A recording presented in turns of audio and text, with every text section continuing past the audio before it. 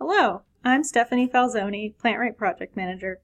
Thank you for letting me give this presentation through video about how to start a program like PlantRight in Texas. We will also be putting a series of videos on our YouTube channel with more details about each piece of our program. What I will be covering in this presentation is how and why PlantRight began, how and why PlantRight works, and as I go through each piece of our program, I'll share lessons we've learned. You should also have a handout in front of you with a list of questions to ask yourself when starting a program like this. PlantRight is a project of the nonprofit Sustainable Conservation, which helps California thrive by uniting people to solve the toughest challenges facing our land, air, and water. Since 1993, Sustainable Conservation has built a track record of uniting people with different interests for conservation success. Sustainable Conservation was approached by the Nature Conservancy in California because land they were purchasing for conservation was being degraded by invasive plants, and those same invasive plants were still for sale in nurseries in California. Sustainable Conservation had the right approach and reputation for a project like PlantRight.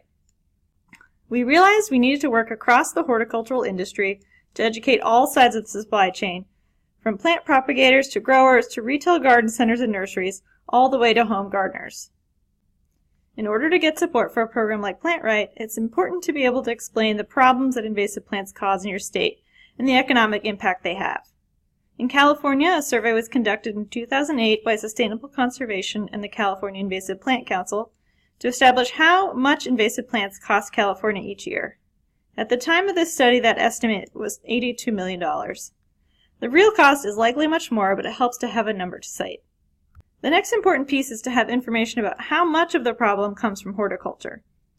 This research from Bell et al. 2007 is one of the things that justifies our program's existence. If only 5% of invasive plants in the state came from horticultural origin, then it would make more sense to focus on other pathways. In keeping with Sustainable Conservation's approach, we created a program that is collaborative, voluntary, and science-based. We knew we had to bring together the industry, nonprofits, government, and plant science to make it work. These groups had previously never all sat at the same table to talk about this issue and to discuss solutions. One of the main ways we do this is through our steering committee. The importance of our steering committee cannot be overstated. It's important to get buy-in from the industry and from conservation groups. We rely on their expertise in different areas to inform our strategy and plant list.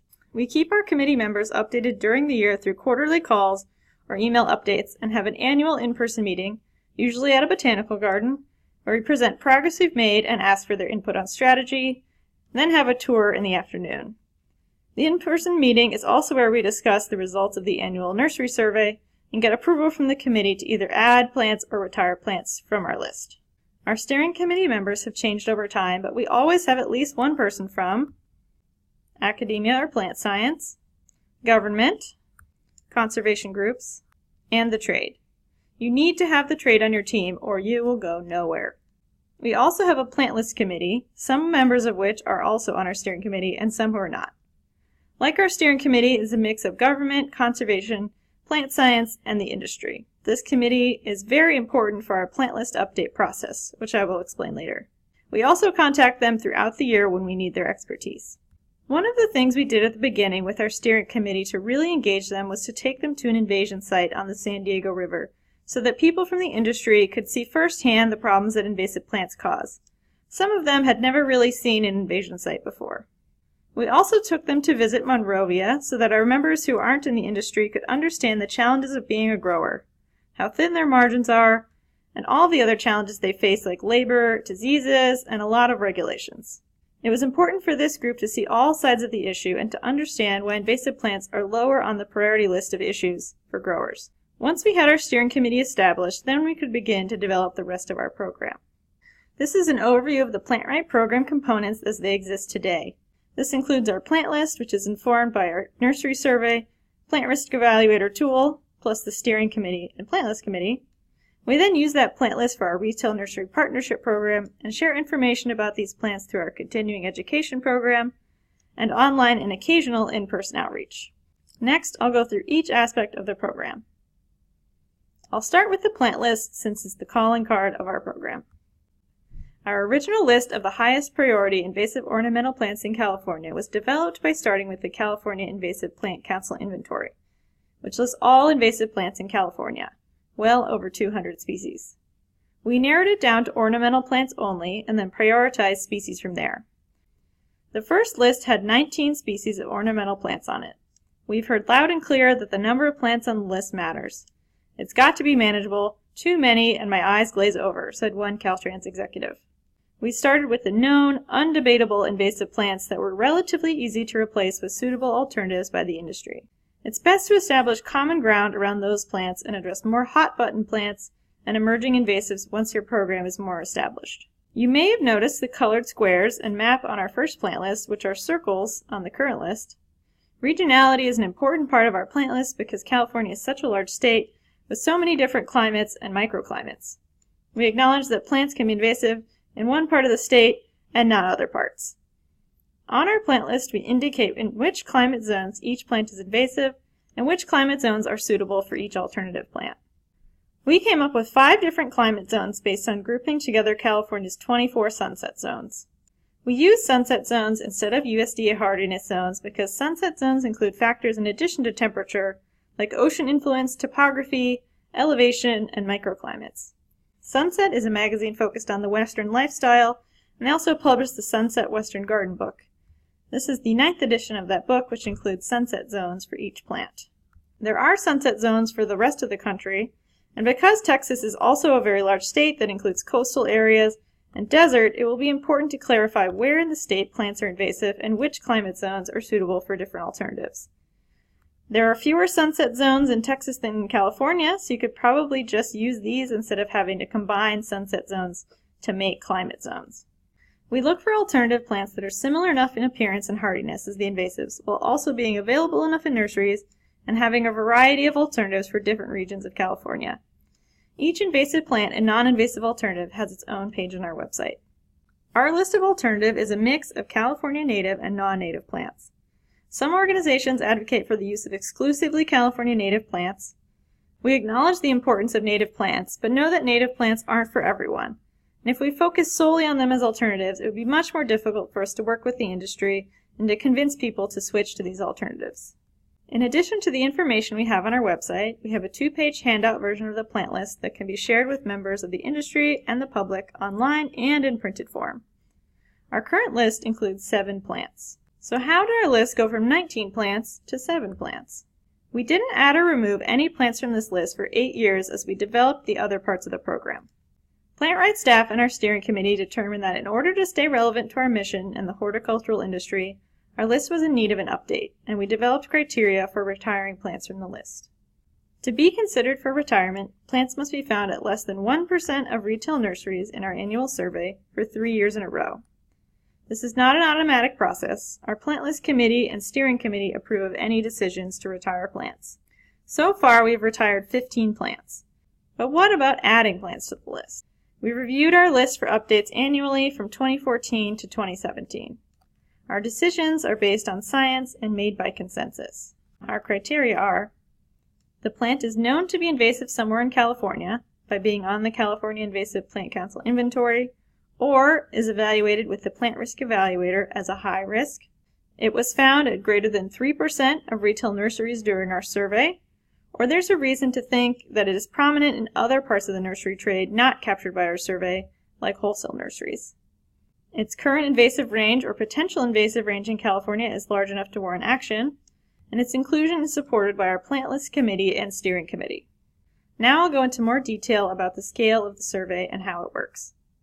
In addition to the nursery survey to inform updates to our plant list, we use it to track the retail market and our progress in stopping the sale of invasive plants. We also use it to inform our strategy and where to focus our outreach efforts, and it gives credibility to our program. This map gives you a sense of the scale of our survey. We surveyed 332 stores in 2017 with the help of 171 volunteers, and were able to reach 45 counties in California. We work with a consulting firm called Learning for Action, who comes up with a sampling plan each year and analyzes the data after it's collected and reviewed by us. We wouldn't be able to do our survey without the UC Master Gardeners as our volunteer base. To do a survey like this, you need to get a group of volunteers like the UC Master Gardener program on your side. Each year, these volunteers watch a training video and take a quiz on our website to be able to access the list of nurseries to survey. Through our website, they access all of our training materials, survey materials, claim nurseries for survey, and submit their data and photos. Each year we produce a fact sheet based on statistics that our consultants at Learning for Action put together for us, and they also produce a full report that includes a detailed sampling plan. All of our survey training videos, fact sheets, and survey highlights from each year are available on our website. We highly recommend reading the full report to understand what a survey like this entails and what you can learn from it. The Plant Risk Evaluator is another piece of the science that informs what goes onto our plant list. PRE is both a research model and a cloud-based plant risk evaluator tool and database. The PRE research model was initiated by the late Professor Sarah Reichard and then graduate student Lisbeth Seebacher at the University of Washington. In 2011, UC Davis professor Joe DiTomaso and graduate student Christiana Conser took the lead on this research project. Conser et al. Published the PRE model research in early 2015, as you see here. PRE is a 20-question weed risk assessment tool designed specifically for ornamental plants. Each evaluation has a score, answers to the 20 questions and related sources, and the screener's confidence in those answers. PRE evaluations are also reviewed by 3 people before they are considered complete. You can learn more about PRE by reading about our 2017 Farm Bill project and can access evaluations for plants in Texas that were completed for this project. You can also contact us for more information at plantright@suscon.org or talk to the people at the Botanical Research Institute of Texas who screen plants or reviewed screens. So that's what goes into our plant list, but how do we use it to decrease the sale of invasive plants? One of the ways we do this is through our retail nursery partnership. It started in 2013 with a couple pilot nursery partners. We traveled to the South Coast and Sacramento area to talk to people and cultivate relationships. Before starting like this, we suggest figuring out what resources you have to put into it and what you want to get out of it. Look at the market to get a sense of where the levers are and where you can have the most impact. It may not be at the retail level. It may be at the grower level. Also, a lot will depend on the buyer at each store and how much they know about plants. You have to be able to make this meaningful to an operations person if they don't know much about plants. As retail nursery partners, stores commit to the PlantRight Pledge not to sell any invasive plants, as prescribed by our list. At the same time, these stores must phase out any invasives that they might currently have in stock, and graduate all staff involved with plant purchasing decisions through our PlantRight 101 training. In return, these partners gain a number of benefits, including invasive plant expertise, educational resources and marketing materials, promotion through PlantRight's network, and recognition as leaders on this issue. Our retail partner training is all done through our website, which tracks how many staff at each nursery have made an account and completed the training. This is where we also keep resources for our retail partners. Today we have 23 retail nursery partners, which adds up to 460 storefronts. They range in size from independent nurseries like Rogers Gardens and Yamagami's Garden Center to small chains like Summer Winds, Sloat Garden Centers, and Green Acres Nursery and Supply, all the way to big box stores like the Home Depot and Lowe's. Our retail nursery partnerships can be directly related to the decline in the sale of these plants at big box stores. Trying to get similar results for small chains and independent nurseries has been much more challenging, and I'll talk about why. The commitments we've gotten from big box stores have had a large impact, as that last graph showed. One of the challenges with independent garden centers is that there are so many of them and it would take endless hours to make contact with all of them. They are also especially worried about losing a sale because if they stop selling a plant, another nursery down the street may still be selling it and they could lose a customer to that nursery. People want to sell plants that are popular and that people request.